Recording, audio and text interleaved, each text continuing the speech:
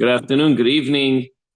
Today is the 26th day of Adar, still Adar, so don't forget to increase in joy.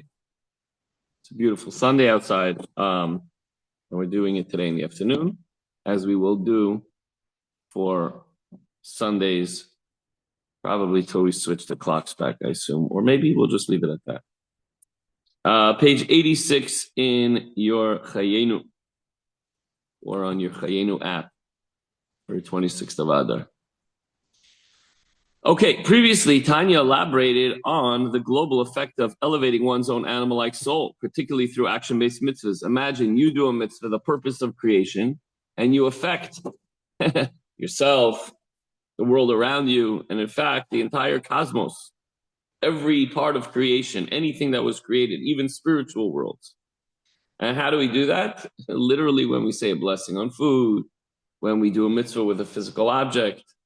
In today's lesson, our soul descended to this lowly realm, not only for their own potential, which it certainly has tremendous gain and benefit, but for that is infinitely greater in heaven. But in order to rectify this world, again, we elevate our own souls eventually, as we always say, Yirida L'Tzarech Aliyah, to get even higher than our souls could ever get without coming down into this world, but also to help elevate the entire world at large and the entire universe. This process begins within, with rectifying and refining one's inner animal-like soul, and by introducing godliness into your life in every possible way. Each spark did not descend into this world to perfect itself, but to perfect the body and vital soul, as the Alter Rebbe will soon conclude. Right? The neshama comes down into this world, having touched upon the subject of the soul's descent. The Alter Rebbe adds a parenthetical comment emphasizing the magnitude of this descent. On entering this world, the soul may perhaps attain the loftiest level of love and fear of Hashem. We already said that that's really the level of a tzaddik, but maybe. But even if this cannot compare to the love and fear that is experienced while in the spiritual worlds, before it descends. So even if you experience the highest level, which is really the level of a tzaddik, of loving and fearing God on the highest level, which we said, we leave that one to the tzaddik, the Beinoni. Our work is to control our thought, speech, and action. But imagine where your neshama was before.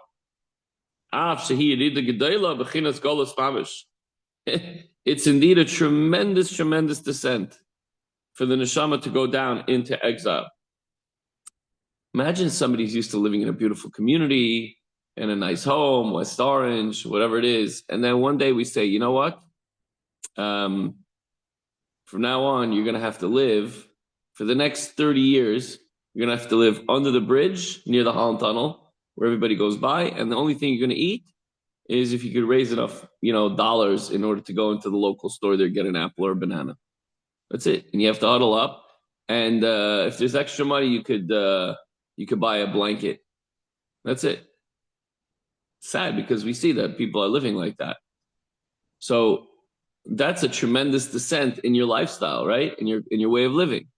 So the neshama is up in heaven next to God, and it's sent down into this world. It's like it's such a golus for the neshama we can't even possibly imagine. We can't, because it's all a spiritual thing. The Alter Rebbe was trying to explain to us. So lo yigia l'malas dveikusai b'Hashem v'dechilu rechimu b'terem yiridas leila mazeh hachumri lo yimina v'lo mitzasa. So you think that by serving Hashem with ava and yira, you're going to have a delight for Hashem. Oh, so, did I skip a line there? Even if the neshama becomes in this world a perfect tzaddik, serving Hashem with fear and delighting in his abounding love, you'd say, okay, maybe you reached the pinnacle. You still will not attain the quality of attachment to Hashem that it came from, that is the soul experienced up in heaven next to Hashem. It's so far removed from that. In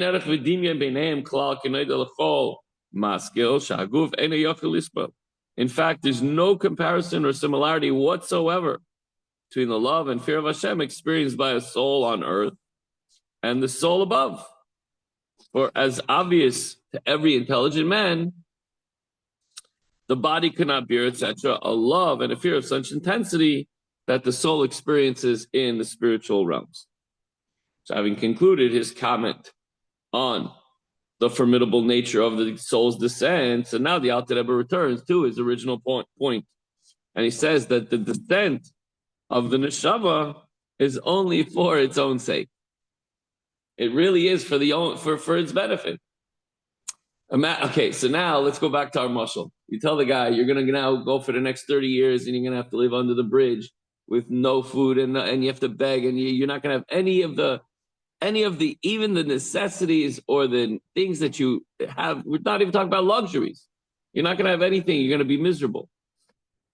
And then one day you take him and you said, come, I'm taking you to this beautiful, beautiful 6-bedroom home. You're going to have 5 cars and you're going to have servants taking care of your house and you're going to have everything beautiful. You're even going to have a jacuzzi and a hot tub and a pool and a sauna. Okay, but you said 30 years. Okay, we changed our mind. We're taking you out of this dark place that you're living in. Imagine that happens. So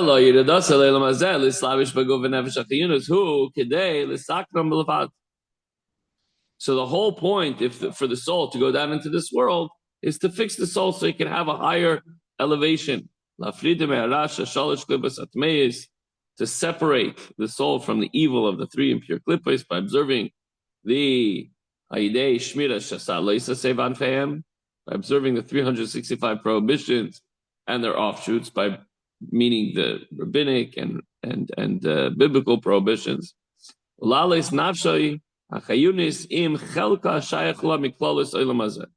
to elevate his vital soul together with the portion of the world at large that relates to it. What does that mean? To bind and unite with the light of Hashem by performing Asher Yamshech Behem Kol Yidei Kiyumoi Kol Ramach Mitzvah Sei Benafshai Chayunis,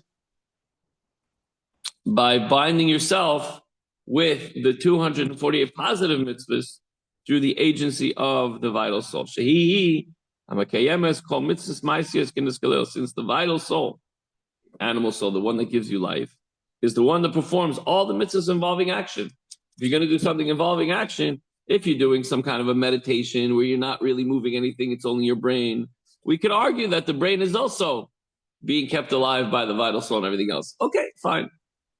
But when using your hands and your feet and your mouth and your eyes and your body, that's certainly the vital soul that's giving it energy. Like the Kabbalah explains, the soul itself doesn't need any help. The soul itself is great, is good to go.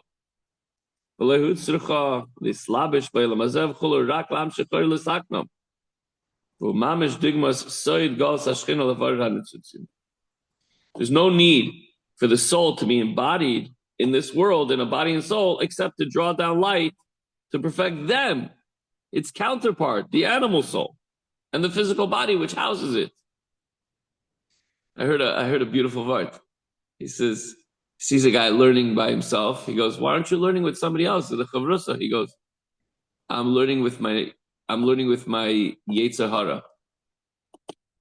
He says, if you're already sitting by yourself, why don't you learn with your Yetzer Tov? He goes, I don't remember exactly how he answered. He goes, my Yetzer Tov is good. My Yetzer Hara, he's the one that needs a chavrusa. He's the one that needs help with the learning. I got to make sure I got that right, but it's something like that. So meaning you can come down. The vital soul is the one that needs help with elevation. The Yetzer Hara is the one that needs transformation. The neshama is good. This parallel is exactly the mystery of the exile of the Shekhinah.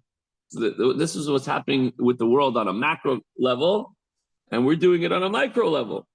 That the whole world, the Eibishter is in a galus in the world. We can't see godliness. The world's very dark today, more than ever, with the rise of anti-Semitism, with the vile hatred that's going on, and the darkness, and we need Mashiach more than ever. So too in our physical bodies. You have the soul that's like in an exile, and it's being held back from spreading its wings and doing what it wants to do. So in order to do that, the purpose is to refine the sparks of holiness, which fell into the klippos.